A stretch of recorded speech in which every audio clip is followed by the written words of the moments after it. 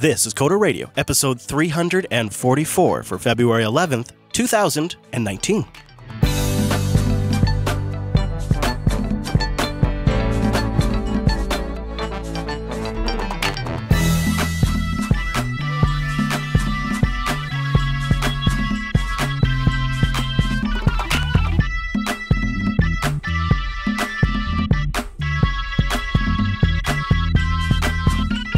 Welcome to Coda Radio, Jupiter Broadcasting's weekly talk show, taking a pragmatic look at the art and the business of software development and its related technologies. My name is Chris in the rainy, cold Texas area, and joining us every single week is our host in Florida. The man who navigates the swamps to be here every single week is Mr. Dominic. Hello, Mike! Misa here once again.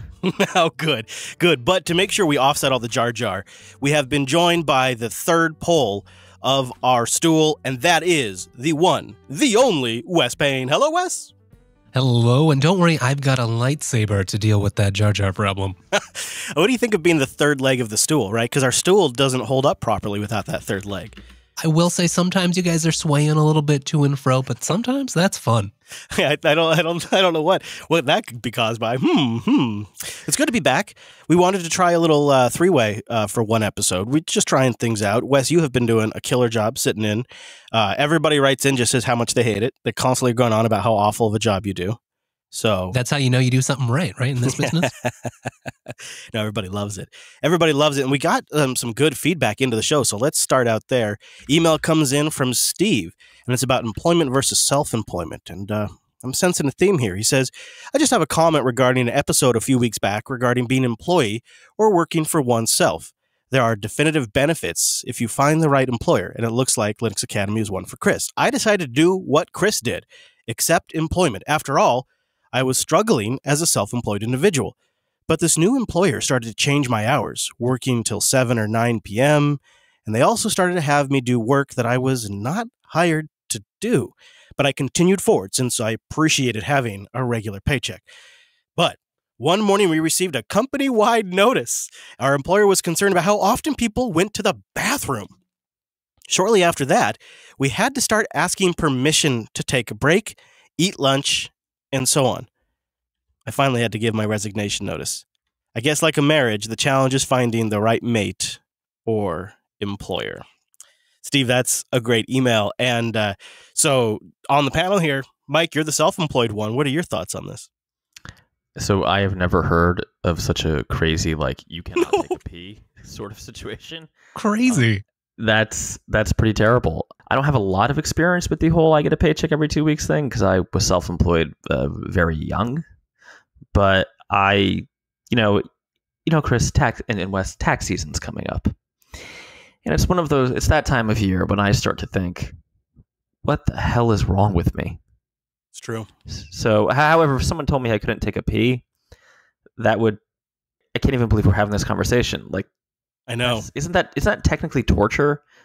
Like, it also just seems like a huge waste of everyone's time. That kind of micromanagement's not going to get any good results. That's like a full-time job just approving potty breaks. I mean, Chris, come on, you're a big shot VP at a big Linux company now. It's true. If one of your employees got up from his desk and was like, or your reports got up from his desk to the men's room or the ladies' room, you wouldn't, track that, right? Like that seems. Well, I mean, as Wes knows, I did ask him to install that camera there in his bathroom, so we could just keep track of things. Yeah, but that's been there for months. Yeah, I mean, we just need baseline metrics, Mike. That's all, just baselines. I thought that was part of our health initiative now. Well, that's why I have the analyzer in the urinal, but that's for other reasons. Oh. I wanted to jump ahead in our show notes here, and maybe this would be a good time to tackle this story about the psychological trap of freelancing. Not that I'm not like Mr. Anti-freelance, anti-independent work. I don't mean to come across that way. You're like a reformed alcoholic. It's terrible. A little bit. I mean, I guess I would say that I feel better about it now than I did at the time of the acquisition, which I felt pretty good. That's why I went along with it. But now having been here for a bit, I do feel better about it. There's having worked independently for about a decade, the reach you get as being part of a larger company that has more resources it's just at a whole other scale. And I find myself having to really combat like small thinking. Like, how do we do things super hyper crazy by the skin of our teeth cheap? And how do we do something that a 10-person team does with a 4-person team? Like, I have to break all of that way of thinking a little bit because it limits what I can achieve. And that's been a hard shift. But I think there's a bigger mindset that I developed as an independent contractor or as a freelancer. And I wonder if you suffer from this too, Mike. And it's this unbelievable amount of value that you learn to attach to your time, where now everything in life you're measuring against how much time is that going to take? How much time does it take me to wash my car? How much time does it take me to mow the lawn? And that becomes like this sick way of thinking about things because it sucks all the joy out of life. The audience doesn't know, but you guys know, I was just on a brief 4-day trip up north, mostly business, but of course, my family's from there, so I went to visit. And we had a minor issue with a client project. And I just went into this, I don't even know what to say, like... Fugue state? Yeah, it was more like when Bruce Banner just freaks out and becomes the Hulk. And I was like, sorry, kid.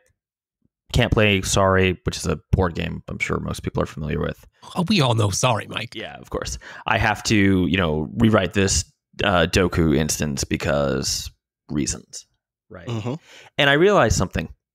Not only did it make no difference materially to TMB, my company, the client didn't even notice the problem, right? There was no material difference between doing it on Saturday or just letting it go until Monday. But I've gone into this, and this is why when you sent me this article, I was like, damn. And also, I would love to, after this, jump back to the small thinking thing. Yeah, it's freelancing should be in the DSM. It's a form of sickness. Mm-hmm. Yeah, there's actually been research. So that's what this article talks about, which we'll have linked in the show notes, that explains the psychology behind this state of mind. People who attach dollar signs to their time or value time like money tend to be overwhelmingly less happy than those who don't, because their non-working hours suddenly seem less important. Quote unquote free time gets tainted with guilt because there's a cost associated with it. Wow, that's me. I have to struggle to not have the weekends be hell, because I feel like I am wasting so much time around the house if I'm not working. And so much so that sometimes, just to relieve my anxiety, I'll carve out a couple hours on Saturday to work, even though I work all day Sunday every week. Yes. I work 6 days a week. I'm the exact opposite. I work all day Saturday, but then I'm always looking to see, can I hustle, a few hours like Sunday, like after church or whatever. And the thing is that what this article points out, curious your thoughts on this, Wes, is we're seeing a bigger shift in the economy where a lot of traditional salary jobs are going more towards contract gigs, and more people are becoming independent contractors in a sense. So it seems like this could become a larger issue. Yeah, you're right. I mean, contractors end up playing a pretty big role at a lot of organizations. And there is sort of this thought that, okay, well, if you can convert money to time, and with the salary you've already negotiated, you're kind of set until your next review period, and you hope for a promotion. And with freelancing, maybe you think, yeah, I could just work more, but it's already so difficult to actually carve out time for yourself. And I think that affects salaried people too, right? You might want to be pushing to finish a big project, and you might have the reverse problem of now guilting yourself about not actually taking any time off from work. Yeah, that's true. Salaried folks are not necessarily immune from this, because now, I mean, it's crossed my mind once or twice, but this is just how I work. It's like, okay, if I work 6 or 7 days a week, well, it's not what I get paid for. I get paid for 5 days a week. But that's just the way my job works. But you want to think about holistic outcomes, right? Because you're not just there to turn out parts on a factory line. You're trying to make real things. Yeah, and it's a process for what we make, and it just takes time. So the question is like, what do you do if you get trapped in this mindset?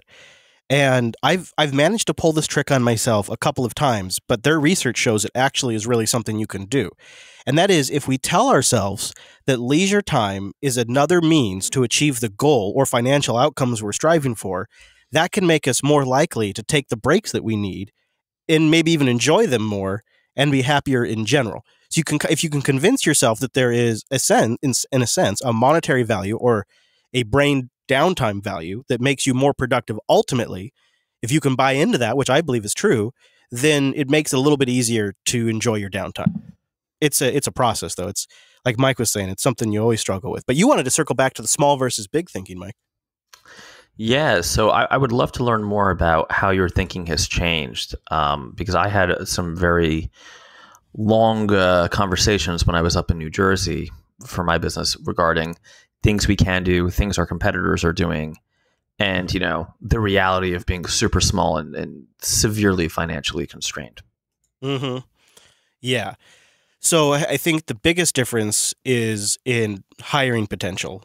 We were kicking around like show ideas, like how could we pull that off? And then it takes like 10 minutes of the conversation before we go, well, I guess we could hire somebody to do that. And like that's a big mentality shift for us, because having the resources to hire people at a decent income with benefits and all of that was just not even something that was possible for us. But I'll tell you this, like the scale is pretty different, really, because I think I've told you this before. I think they spend more easily in beverages and lunches than we probably had as an entire budget for Jupiter Broadcasting. And that's just Linux Academy is the largest online cloud training platform, and they are an institution now. They have like 125 people working here now. And so they're just at a totally different scale. And it's meant the biggest problem that we've run into is, how do we do things at a larger scale that make a difference and that are worth doing? How do we do something that maybe attracts 1 million people instead of 500,000 people? And those kinds of things. And it's a little outside of my reach right now, because it's not an area I spent so much time, so long in the trenches getting by with. If I spend money on something, that means it's an area I don't spend money in another place. And it may even mean it could ruin us if it doesn't go well. Like there's all these decisions that had to be made, let alone even being able to hire people, that I spent so much time in that mindset that I have to constantly catch myself. And what I've been doing is been looking at setting really large goals that try to make us adjust the lens in which we're looking at the problem. So we readdress the problem in a new way of thinking. Right. That has to become the default position of thinking about it, instead of focusing on the small day-to-day stuff. Yeah. Wes knows my struggles pretty well, because it's something we talk a lot about in our meetings. We have catch-up meetings and department meetings and stuff, and we're just still trying to, as a group, trying to hammer this stuff out. There are advantages to being lean and small, especially in efficiency and direction changing. This isn't working, let's move. Being able to go with your instinct, those things are your strengths when you're small. But customer support and internal feature development and expansion and growing new shows just are much more possible when you have a larger budget. And an example of that would be the Choose Linux show that we recently launched. It just wasn't possible before to have the time and the resources to pay an editor and pay hosts and all that stuff. We were maxed out without taking on substantially more advertisers. And so it took a different business model, really, I think, for us to change the game, because the business we were in before was advertising-based podcasts of a niche market. And now the business we're in is a much larger online training business, which just has a larger customer base, for one thing. So I think part of it, Mike, is mentality, and part of it is just the core business that we were in versus what we're in now. My job hasn't changed much, but the company I'm part of has. Interesting. Yeah. I'm sure another piece of it is obviously capitalization, right? Bigger company. Yeah. Everything's just slightly larger, or significantly larger. Do you find that you're running up against limitations of the size of Mad Botter? Well, I mean, we had a little R&D project go south very recently. So we run into the problem of, we have lots of interesting ideas on things we can do and very little capital with which to do them, right? Sure. So we have to pick one, and if it doesn't work out, that hobbles us for at least a quarter. And that doesn't even start to get into any potential, like, we've been doing this for a long time, right? I've had all kinds of crazy things, like consulting client files bankruptcy, right? Mm-hmm. And then you can't get paid. Like there's all kind, a dispute, client feels like something's not done. But there's all kinds of things that have happened over the years. But the most painful one is actually when, we sit down, we look at, like, we do this every year. We sit down and we look at the year ahead. We always have this fantasy of going towards a more productized business. And we see, let's say 5 opportunities. We pick one, try to work it out for, a month or two, and we realize we just don't have the either the financial strength or the in some cases marketing know-how to actually do it, which becomes pretty, there could be other reasons, right? We didn't. Sometimes when things require hardware, that can be tough. Yeah, we definitely feel it. I mean, I tend to think of things in terms of like revenue against investment or investment against revenue. And our biggest problem is really we should pick a couple of these and try them out. But every year we have to pick 1 or 2. Some do, some don't. And that's pretty, it's a pretty risky hand, right? It's like going to Atlantic City and just betting it all on 00 in roulette. Yeah, only if you don't win, it's your job plus everybody else working with you, and the repercussions are severe. Yeah. Mm-hmm. Probably tied into this too is how much identity, especially in America, we tend to associate with our career. So it's not even like that you just, you started a business and it didn't work out. Oh, that's too bad. You just move on, right? That was a lot of your life and thoughts and investments. Yeah. Yeah, really. Yeah, I agree. One way to always measure success is in number of laptops. And it seems that listener Emma, that's what I'm calling her now, because I'm sure she listens. She has some feedback for average System 76 customers, not even for Mike specifically. Emma tweets out today, Emma, who is in charge of support over at System 76. She's the happiness manager, to put it technically. And so today is Clean Out Your Computer Day, hashtag.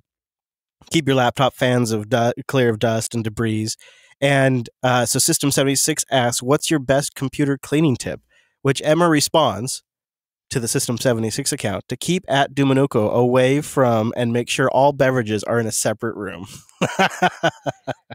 You're getting sick burned by the System 76 staff in public now. You realize that? This is a gross misrepresentation. I have never destroyed more than 7 laptops in a year. Yeah, and a good portion of them were MacBooks, to be fair. You know what? And honestly, they wanted to go. That's true. I mean, there's part of the Mike's built-in obsolescence program, right? Exactly. I mean, I think Apple wishes I could destroy more MacBooks for people. Just like kind of walk around. Oh, there you go. There you go. Wes Payne's kind of like I'm somewhere in the middle, right? I don't go through his machines as fast as you do, but I think I go through a pretty high clip. But Wes Payne, you were rocking like one of the original XPSs for 6 or 7 years or something. Yeah, that's right. Was it that long? No, not quite that long. It seemed like a decade, maybe 12 years. Oh. It did feel like 12 years, yeah. It's like that DS9 episode with O'Brien and he's in prison in his mind. It was like that, but with a laptop. I think it's just mostly like, especially if I'm doing more development stuff, I don't need very much, an Electron app here or there, a Chrome session, and a terminal. Yeah. Now, doing more stuff with content creation, it is nice to have a beefier rig. Mm-hmm. Yeah, I think somebody just tweeted me recently, said, hey, do you guys still like your Lenovo T480? Oh, yeah, right. And I said, yes, although I think at this point I might be inclined to go high DPI. However, we do rely on a couple of applications that don't have high DPI support, so I don't know. But that would be the one thing I might change about the T480. As soon as I've got one of those kernels, and maybe we do already, but with the recent changes so that there's better high DPI support when you have to go log into an actual terminal, console on your laptop when you have to fix something, then I'll switch. Yeah. All right. Okay. So, and that'll probably be about another 10 machines or so. Yeah, right. I think so. Well, Wes, you found this great article on CSStricks.com on what hooks mean for Vue, and I wanted you to share what you found with the class today. Yeah, okay. Well, maybe we can start with like a little quiz Mike, do you use Vue? Are you React? Where do you fall in the single page application framework camp? I was originally in Angular, but when it was Angular JS back in the day, I have done some Vue. I don't have any current projects using any of these heavy frameworks. The last one I did use was Vue though, but it was at least a major version back. Yeah. Okay. Well, obviously in the JavaScript world, everything has to change at a lightning pace. Yeah, and this is no different. So you might have seen some of the hubbub around hooks over in React. So when I saw this about Vue adding hooks as well, I thought that was an interesting sort of convergence of design. And really, they talk about that right here in the article, that it is sort of, what you end up with is a crossover between React and Vue. They use a lot of the same language. The API is similar. The benefits are slightly different, and that's where it gets interesting. So the idea of hooks, it's a more functional way to do React. And at its core, I think React is a pretty functional idea. It's really like you've got a render function. And so you've got some state, some data, and then you've built this component that takes that data and then produces your view that gets rendered onto the page, whatever that structure of divs and forms, whatever you're building. Right now, the most common JavaScript API for all those React internals is pretty, at least somewhat object-oriented. There's a lot of classes involved. You might have higher order components where you're passing state through or nesting it, or like a factory or something. And it's just always felt, at least to me, sort of like an impedance mismatch. Now, not everyone thinks that, and there's so many users of that API. But recently they added hooks, and the basic idea is just do this all with functions. So you've got your component and you have a hook, and you basically say, like, I need a little piece of state. Give me some state. And that's it. You call the function, you get your state, and you can do this multiple times. And then the React engine knows that once that state changes, it needs to re-render whatever component you've just made. And that's how it gets to do all the fancy virtual DOM diffing and all the performance benefits.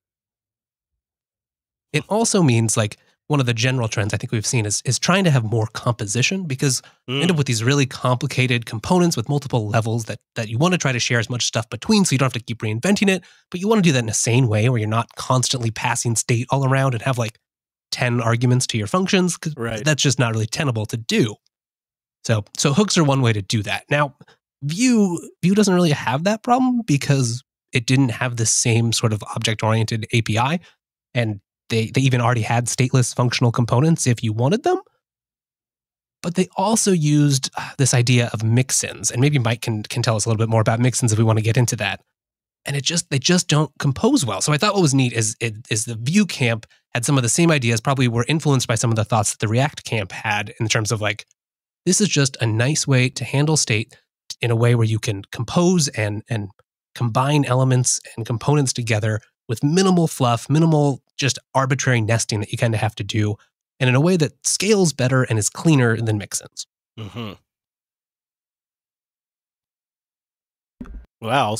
Okay. So I definitely see their case for it. Yeah. So it's pretty new. You can go try it if you want. And we will have links in the docs, of course.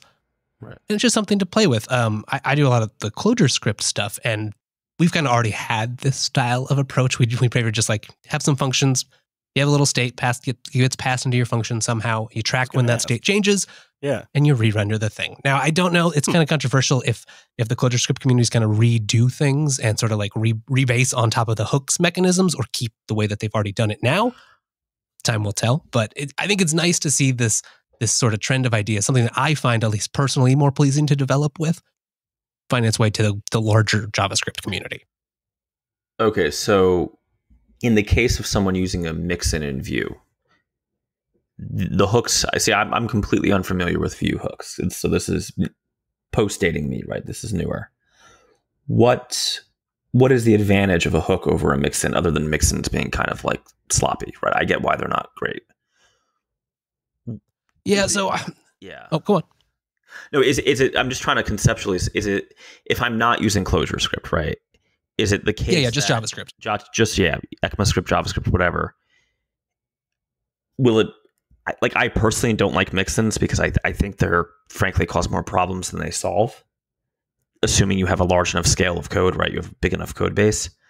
Yes, exactly, right. They're kind of like weird magic, and they don't always make it explicit where logic is coming from. Right. You don't know what the hell is happening, basically. Yeah, so that's actually one of the main things that they talk about here is that hooks really do a lot of what mixins do, but they make it explicit where logic is coming from. So you have a little bit more documentation, and when you have to dive into a big code base that you haven't touched for 6 months, should be a little bit plainer about what's actually happening and how the data is flowing. Okay, so on a like, talk to me like I'm 5 level. The reason I might use hooks is because they are effectively more maintainable, or they solve the same problems as mixins, but are far more maintainable. Yeah, more maintainable, simpler, and more composable. Very cool. And now is there any limitation on if I'm using TypeScript, JavaScript, ClojureScript? ClojureScript has one library now. I think it's called HX. That's using hooks. Otherwise, Reagent, the main one, already has a somewhat similar thing where you basically just define a function that returns a data structure, and that defines your component. View hooks are available already with Vue 2.x, but they're still experimental. So if you're going to play with them, just be aware of that. I assume that the API works regardless of TypeScript or just regular JavaScript. No, I might be crazy because I like I said, I mostly use Angular now. In fact, I've been playing with Ionic 4, which is just an addition to Angular. But doesn't React have something like this already? Yeah. So React had hooks first. Oh, it does have actual hooks. Okay. Yeah, and they had been in development for a while, and then they kind of just recently became generally available, and people started really using them. Got it. Okay. Well, the JavaScript world, by the time this show ends up on iTunes, there'll be a new version. Yeah, hooks won't even be relevant anymore, so you guys can just skip this chapter. Nice. Good find, Wes. I love it. I appreciate the breakdown. Definitely out of my pay grade, but fascinating to learn about. Looks like there's going to be a whole bunch of federal funding for AI projects, Mike. So you should use that small size of the Mad Botter to pivot into AI as quick as possible. My ears just perked up. Yeah. I guess there's going to be an executive order signed that prioritizes federal funding for AI, and will create resources for AI research, establish standards, and more. It seems like that could be a pretty big deal to legitimize the field of AI development. I might be wrong. That seems like a big news story. Yeah, this is literally breaking news for me, so I have to take a look at it. Yeah. It developed after we were actually already connected and recording. I just saw it go by on the feeds. It kind of strikes me as just the way things happen, not necessarily like enshrining it in validity, but more like it's one more peg on the system as like, oh, right, all like the hipster tech companies started using it, and you saw some real results, but then like, okay, finally, like the slower moving cycles of government money are coming out to actually fund this.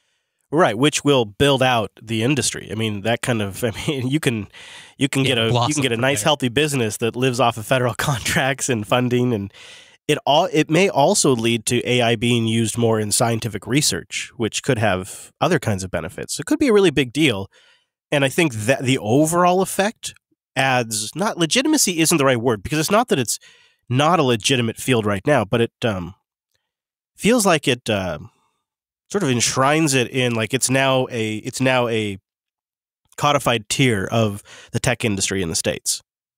And you're right. Like the stodgy folks over there in the government, they're hip to it now too. They're funding it. It's not cool anymore. And that will create a lot of business around it. That'll create a lot of money for development and resources around it, which will build out that industry base. It'll draw more people into the field. I mean, it's all part of a cycle, if it's successful, obviously. But just anecdotally, there is a lot of requests for machine learning courses at Linux Academy coming in from students. It seems to be a field that generally the trend seems to be, if people are beginning to look at that job field more, then they start requesting that training. So there's sort of a correlation between people looking for jobs in an industry and the amount of requests that Linux Academy gets for that kind of training. And machine learning's way up on the list. Yeah, and then that would mean that either there's at least a perception of, and possibly really an increase in people, companies hiring for those roles, or people interested or thinking that companies will want more of those staff. We should come up with a way to use machine learning. Wouldn't that be cool? Like something to analyze our podcasts, and analyze something about the podcasts. I don't know, something. Oh yeah, all right. Let's put together. We can come up with something silly. Absolutely. Yeah, we could do something. Yeah, I think so. We'll just try to train a model that generates podcasts when we really don't want to. There you go. That's what I was thinking of, actually. Kind of along those lines, today, NVIDIA announced that they are open sourcing their face rendering technology called StyleGAN, or StyleGAN, and it creates these super realistic faces. I'll put a link. I'll drop a link in the chat room so you guys can see it. It's really something. Like, you would look at the pictures of these faces, and you would think that they are real human being faces. It's beyond the canny valley. A couple of them are like a little bit weird, but most of them are just, especially, and it probably helps that there's enough diversity in the human faces. There's just a lot of, true. At least for how attuned we are to looking at faces, there's a lot of range.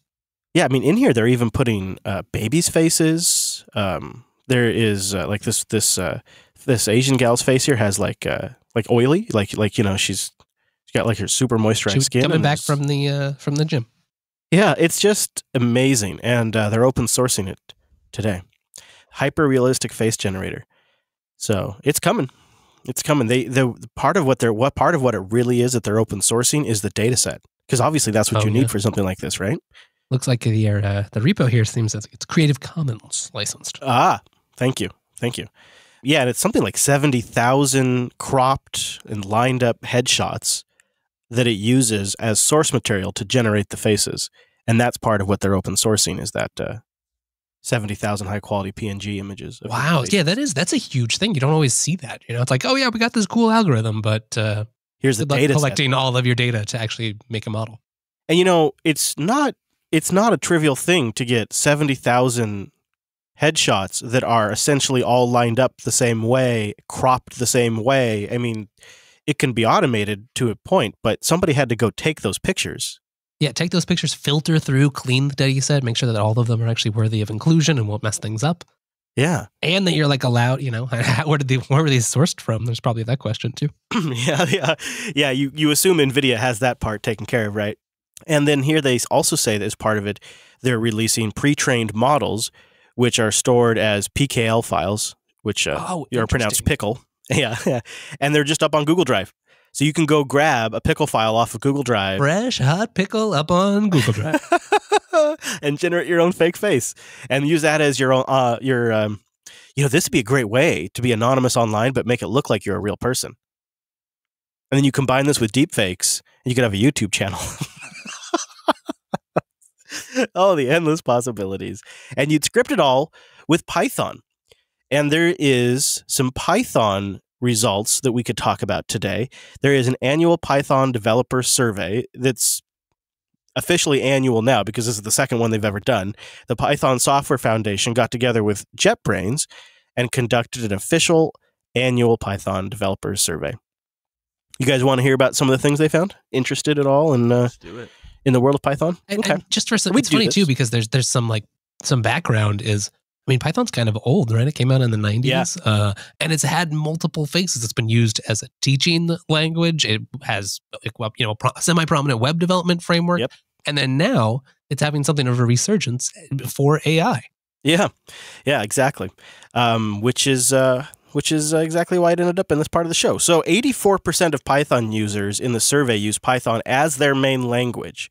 By the way, also, I did a little looking at their data set, and their data set seems fairly legit. They have all of their source material posted up in the show, which we will link in the show notes. The average respondents were 20-somethings. About 39% of them were 20-somethings.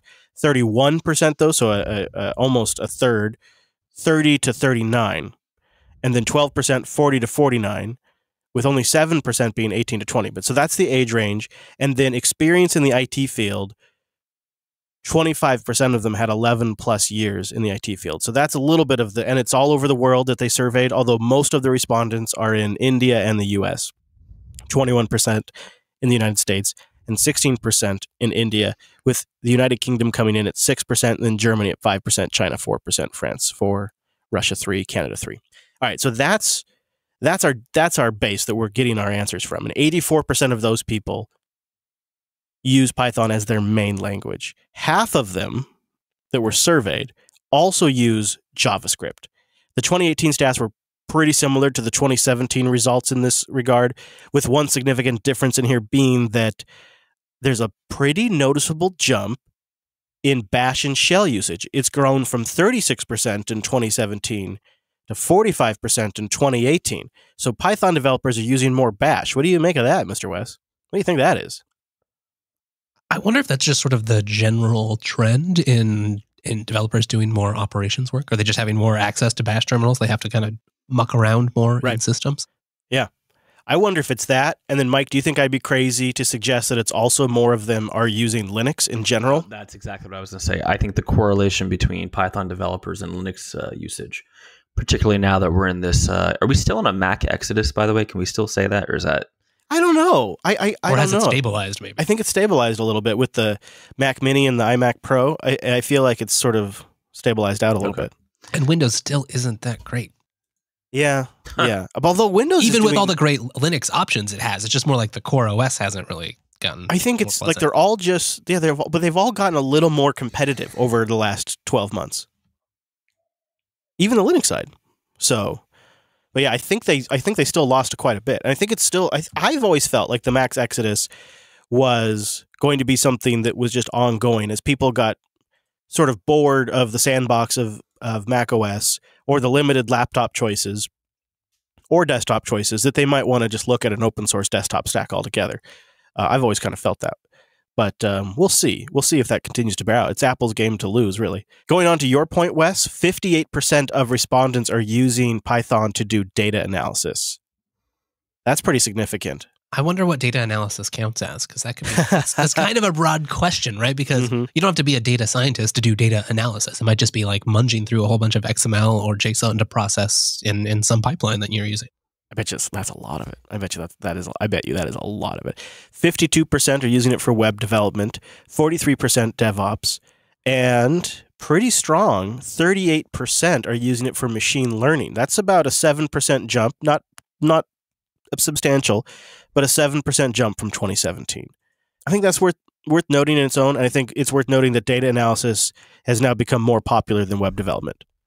I think that's also interesting and worth noting, and it just shows you where Python's at right now. And it's not none of it's bad or good; it's just where it's at. And it speaks, I think, to some of the particular things that Python's done well, which is mostly just like accumulated a lot of accelerated libraries implemented in C or assembler or Fortran and then linked against the main Python implementation that make it good for that. And so while Ruby or Node or whatever else of the days can come up and easily start being like, look at this hot new web framework, it's harder to be like, look at these neat, highly optimized linear algebra implementations. But there is a bit of a story here, isn't there, about how Python has sort of kept up with staying relevant and has managed to grow its user base and managed to find newer and newer use cases and still grow out its ones that it has a stronghold in. That's okay. So we have to talk about that in this survey, which is crazy. And it probably just speaks, right? We have to be aware of whatever selection involved with the people who actually took the survey. Right. 84% using Python 3. Yeah. That's crazy. Yeah, that's a pretty big jump. Python or am I just old and know too many people who are stuck on Python 2? Python 3 has been out for some time. Yeah, it has, but I still come across stuff on Python 2 all the time. And I think for a long time it was the joke. It was like how not to do a language transition because everyone was like, well, we already built this giant code base in 2 and we don't trust the 2 to 3 converter, so like we don't need 3. And it took a while before like Django fully worked with 3 or a lot of the big libraries. But it seems like now several or many of the larger tech companies that are based on it have changed to Python 3. It's the default. I think a lot of people are using. Distros have switched, so it's kind of a new Python 3 era.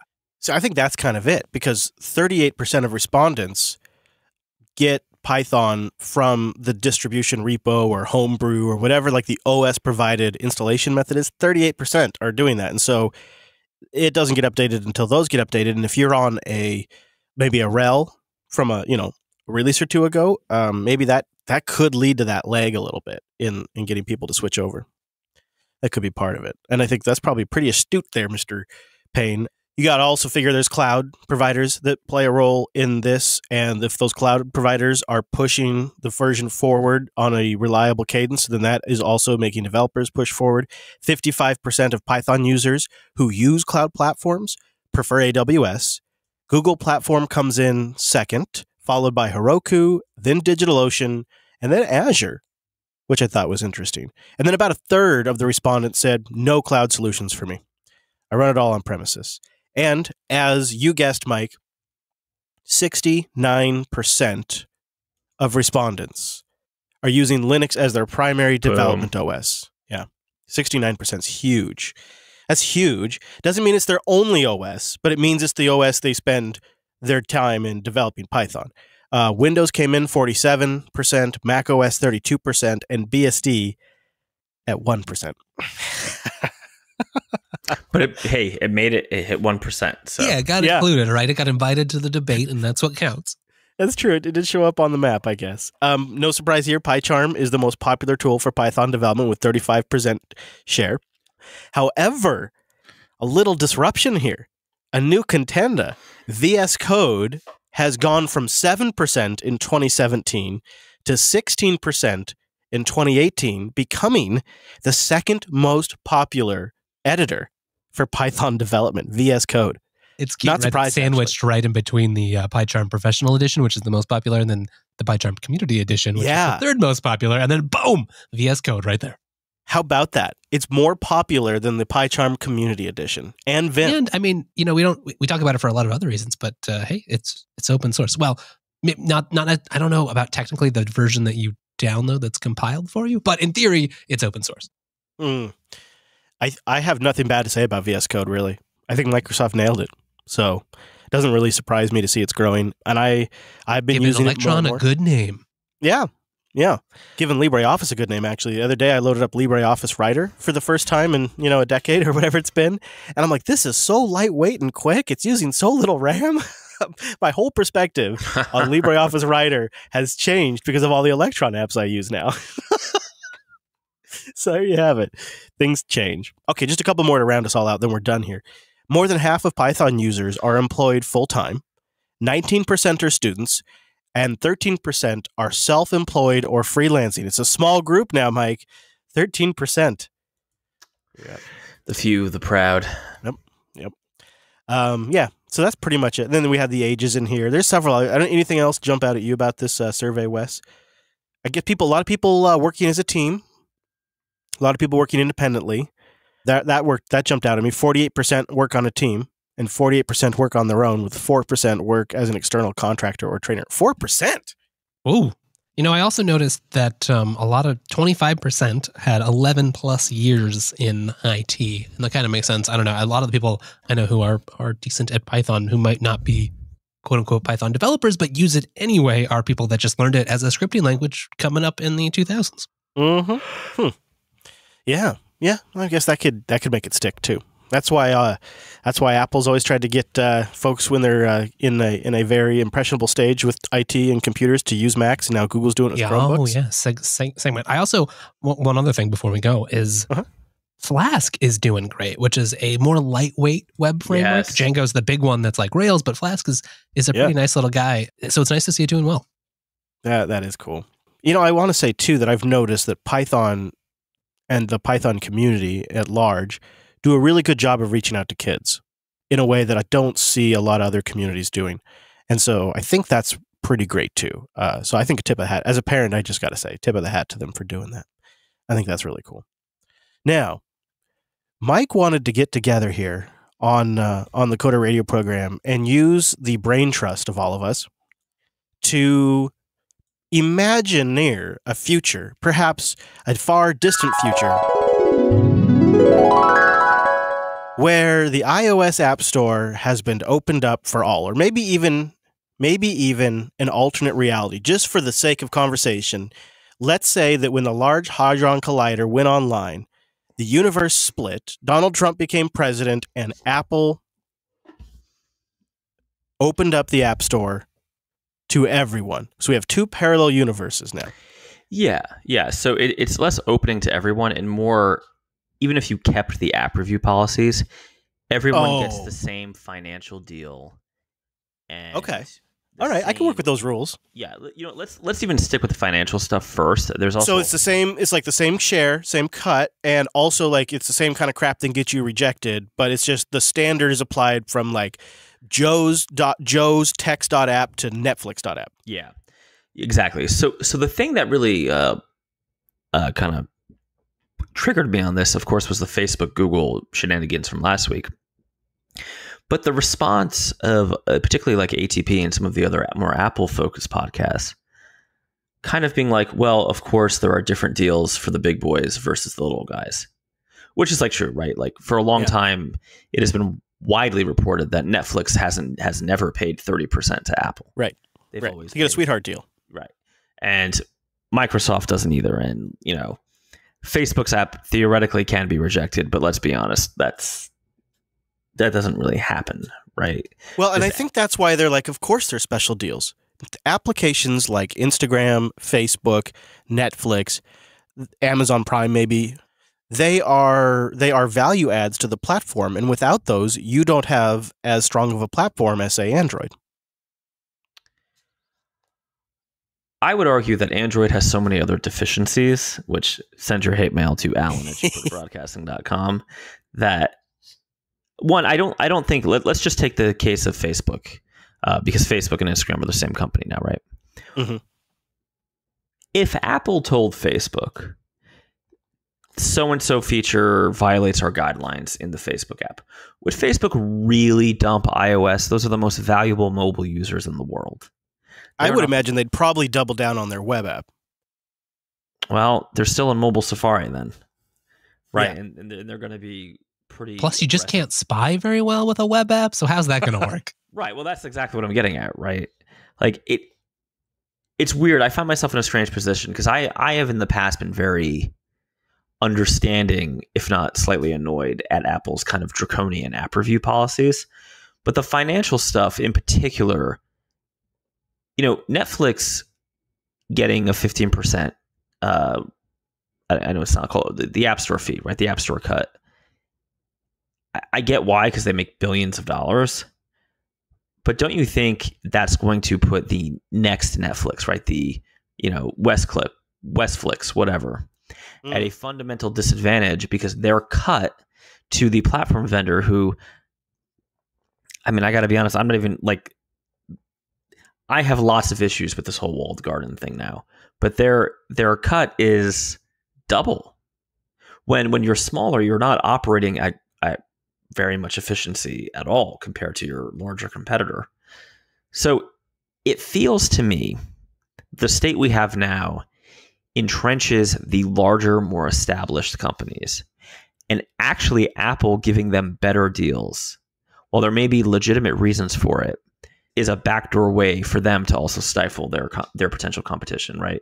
It seems like this is kind of the same argument that people were making for net neutrality in some ways, right? That the big companies have more leverage and little ones won't be able to start. Also, just real quick, FYI, Westflix is just Great British Bake Off and Star Trek on a continuous loop. Yes. Bring me your scrumpets. Well, we had that New York Times report where Facebook, a Facebook employee basically said, yeah, our entire business strategy is if we track what you're doing on your phone. If we see a startup that's potentially going to compete with us, we either buy them or clone them. Right. So a la what they did to Snapchat, right? They implemented a bunch of their features in Instagram. Right. Yeah. You have to, right? Is that whatever, quote unquote, dominant market position? Right, but they're doing it in a pretty, I would argue, pretty shady, unethical way. Yeah, okay, that's fair. Like, it's my opinion. In your face kind of way too. Right. And because they're big, they somehow have this leverage with the platform vendor. What if we went into Chris's alternate universe? And Apple just said, you know what? We are the best platform for making money on mobile in at least North America and Europe. Right? I can't speak to other places. So here's the deal. Everybody gets the same deal. This is it. This is the human interface guideline. This is the app review rules. And it's 30%. Then after the first year, it's 15% if you're doing a subscription, which is the current policy. No side deals, no accommodations. That's what it is. Do you really believe that Netflix would drop their iPad app? Now, Netflix, I would argue, is in the best position to do a PWA because they're not that interested in spying on you. But like, I would eat my hat if Facebook or Instagram did, right? Google certainly wouldn't abandon the platform. Microsoft, it's so busy abandoning Windows right now that I doubt they'd abandon iOS. Or am I insane? I mean, is this just like Mike going off the rails? Well, I think it's a per case situation here. So take Amazon. Here's a great case study. When they bought Comixology and when they bought Audible, they removed the ability to buy books or comics within the app because of Apple's cut, and said, if you want to buy, in fact, they weren't even very clear about it because Apple's policies won't let you, but you have to just suss out. If you want to purchase something, you have to launch your web browser and go to their website and buy it. And so this has happened and been like this now for years now. So there is some precedent for a large tech company to say, we can make do without you. We're big enough. We don't need you.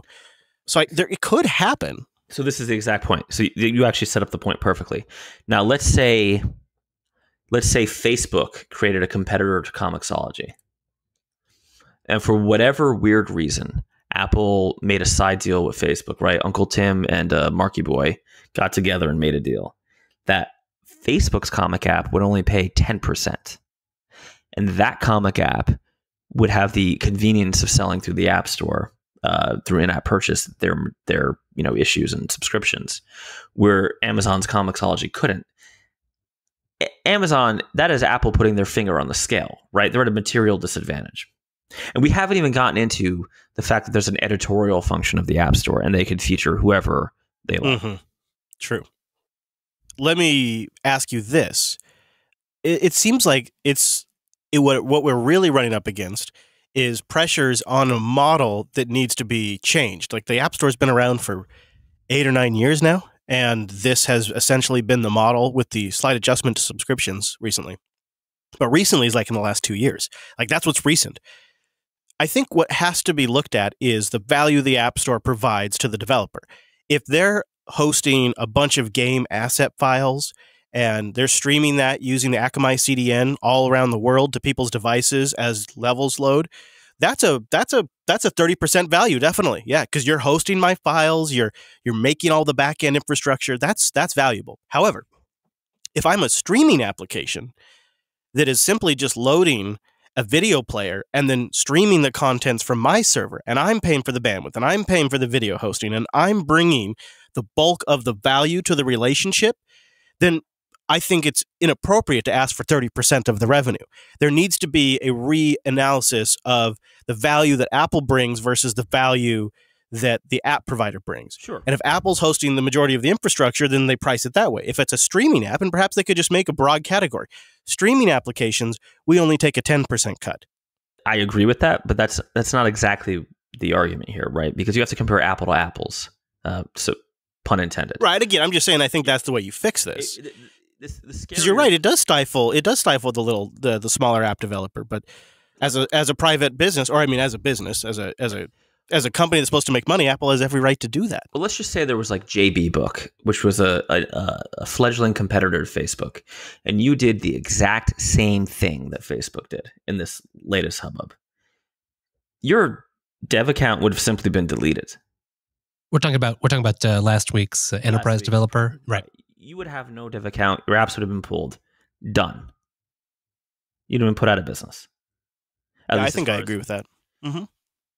So that is Apple picking a winner, right? That's. I mean, I know I'm going to sound very like, because I do believe that these app stores actually are in some. I'm not a lawyer, but in some way, they need to be regulated with an antitrust eye, because basically, while I know Tim Cook personally doesn't like Zuckerberg, if he did, and let's just say, for whatever reason, he decided that Facebook was the one true social network, Apple could simply not allow any other social networks on their platform. They have that power. They have the power to, as they just did last week, allow one developer to violate. And yes, they did some PR slap on the wrist, which was nice, but there was no real repercussions other than, a minor day and a half of chaos at Facebook headquarters. And Google, and you're talking tens of thousands of employees and contractors. Look at what they did to small developers, right? Look what they did to the developer of the Dash app on Mac, which was a API documentation and dev documentation macOS application who had a minor problem with his account because he was from, I don't don't remember the details, but I remember I spoke to him. He was basically, he had a problem. He had to use a Eastern European card, and Apple freaked out because they thought it was fraud. They just threw him out with no communication. That would never happen to Facebook, right? Facebook intentionally and overtly violated the policies and got little more than a slap on the wrist. Now, to play devil's advocate here, wouldn't the argument be on Facebook's side? Well, that's the reward we get for making our product so appealing to end users that they demand it on the platform. And Apple's defense is we worked business to business with an important quote unquote partner of ours on the App Store to make sure that we had a quick resolution to an application that's really important to our users. Now, I grant you Facebook's actual core app was never at risk here.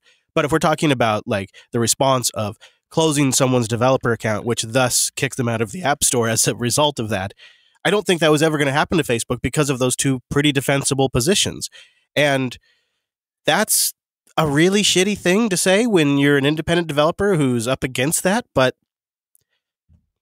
that is the way these businesses work because of the demand of users. So there's a famous Greek quote, right? The weak suffer what they must, which is basically what you're saying. So let's say if we had ChrisBook again, by failing to be as big and as important, as powerful as Facebook, you will be inherently disadvantaged by what is supposed to be, in quotes, a neutral platform vendor. It would be we just don't have a lot of neutral platform vendors. There's always humans who are picking and choosing and making decisions, and they're going to always have bias. Yeah, but in other spaces, there are rules, right? Let's say, I really don't want a competitor to open next door to me, right? But I cannot get Sunbiz, which is the Florida State Department's business corporation registry, of course, to forbid the registration of another development shop. Apple can. Apple can say, hey, you just can't be on the App Store. True. And put right, or you can't make this style of application. Right. I was going to say the web is the one true platform, except one of the reasons we switched our Jupiter Broadcasting YouTube embed videos back to YouTube from our own hosted MP4 feeds is because several carriers out there are free rating YouTube. And I'm competing against free. So if you watch a video on our website, it is going against your data. If you watch it on YouTube, it's free. And that we looked at that and went, well, people aren't watching because of that. So now we're embedding YouTube videos again. Yep. And there's not really a neutral platform. Right. It's the exact same issue of, I think, what is it? T-Mobile likes Netflix and Verizon likes YouTube, right? Something weird like that. Yeah, I don't know. I think it's crazy. I think everything should be forced to be neutral. But again, you can write Alan at jupiterbroadcasting.com. I was gonna go to Linux, but then really you have, correct me if you think I'm wrong here, Wes, but even Linux distributions aren't a neutral distribution platform because you have the opinions of maintainers and whatnot that have to get the software in the distributions. I don't really even think Linux is like a truly neutral distribution platform.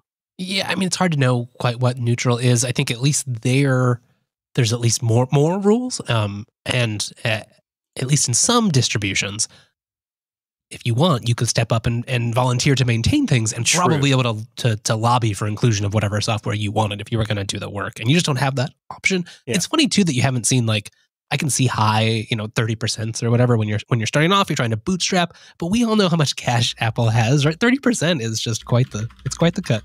Yeah, the issue is that they have to drive services revenue. That's the only area of strong growth they have, and that's the area that the market's watching very closely. And so any cuts they make in this area take from services. Right. I would just like to add one point to kind of sharpen my argument here, because I feel like it's not just the preferential treatment.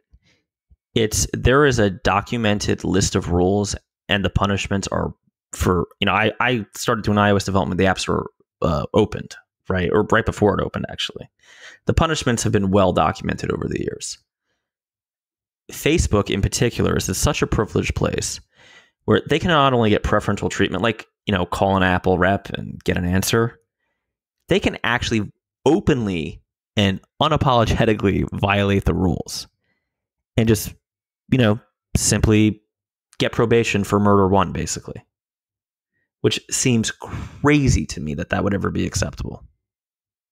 Yeah. I mean, I can't disagree with you. And we didn't even get to the conversation around the amount of control that Apple has, and why I think the real reason it was such a minor punishment is because if they had gone any longer, it would have started the conversation.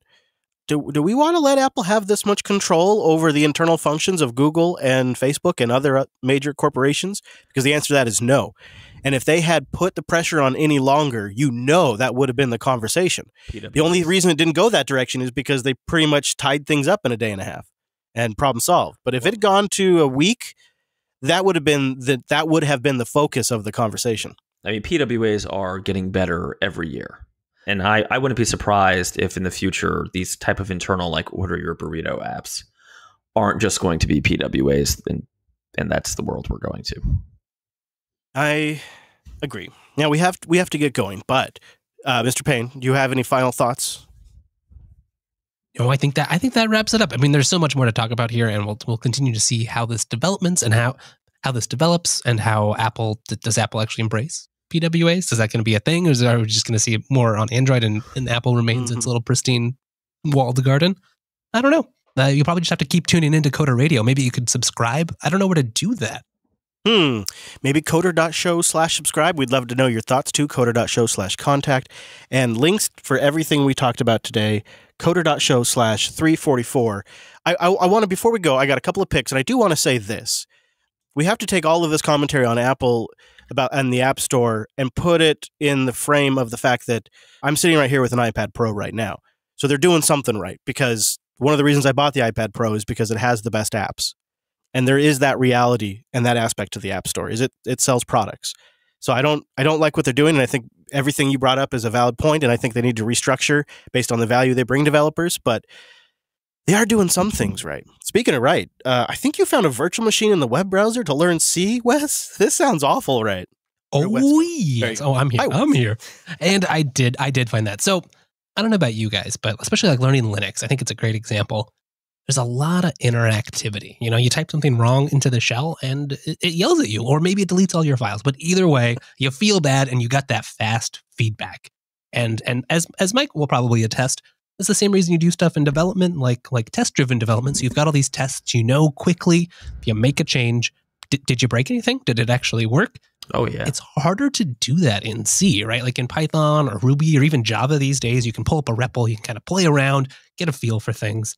C, you got to go understand, install a compiler, figure out how it works. There's no like handy package manager or anything. And then you have to go reason about this old language that was designed to be like a slightly better assembler. Enter Mini C, which is just like an in-browser embedded C environment for learning. So it'll show you what the compiled output looks like and sort of disassemble it a little bit and clarify what's going on. And then it shows you a big old hunk of memory and lets you step through it. Obviously, if you're a professional C developer, you can do all of this with all of your existing toolers, all of your existing tooling, GDB, all sorts of stuff. But if you're just getting started, learning C isn't always easy, especially if you're coming from like JavaScript. I think this will be a great tool. That is a cool find. It's open source too. Links to all that in the show notes, as mentioned earlier. And you're on fire with the finds this week, Wes. Nice job. Jeez, you are good. You are a sleuther of the internet. It's like a sponge. Now, my sleuthing has gone in a weird direction this week. I after that conversation about Apple being a kingmaker, I thought it would be good to lighten the mood a little bit. And I found a browser extension that I just suggest you install for a day. I wouldn't leave this on forever, but maybe give it a go. It is a extension that adds a laugh track to any YouTube video on YouTube. I'll give you an example here. And a richer country than it was when I assumed office less than 2 years ago. We are standing up for America and for the American people. And we are also standing up for the world. So you can play that along with in a YouTube video, and it makes everything better. It's just a nice thing to have, and you can find a link to that in the show. Watch That's out, they're gonna use it on Jupiter Broadcasting videos. That's not a bad idea. That's what I should have got a clip of. That'd have been really good. Mr. Payne, thank you for not only filling in but sticking around. Now that we're trying this out, let us know what you guys think. I'm still traveling, so there'll probably be some more just Wes and Mike episodes, but when we get a chance from time to time, we're going to try to do the three of us. Love to know your thoughts. Coder.show/contact. And I think I also registered coderradio.show, but I don't remember anymore. So coder.show/contact to let us know what you think. Go get more Wes. Not only is he on the Linux Unplugged program, but he's also on the revamped TechSnap, joined by Jim Salter from Ars Technica. And very soon, they have a deep dive coming up on Network QoS, which could be very handy when developing and testing software. They just did an episode deep dive on ZFS on Linux and the situation there, and much more. So go check out techsnap.systems for that. Thank you, Wes, for being here. Mr. Dominic, where do you want to send people this week? Follow @Dumanuku on Twitter. Boom. Easy peasy. But I won't say lemon squeezy. Wes, stay safe in the snow up there. It's crazy. It's a 70-year snowstorm. Yeah, I think the easiest way is to just keep podcasting, right? That way you'll know I'm alive. Yeah, right. That's how we'll check in on you from time to time. Make sure you're live by being subscribed to all the shows. That's just a great idea, Wes. Well, thank you, everybody, so much for being here. I'm @ChrisLAS on the Twitter. The network is @JupiterSignal. And we'll see you back here next week.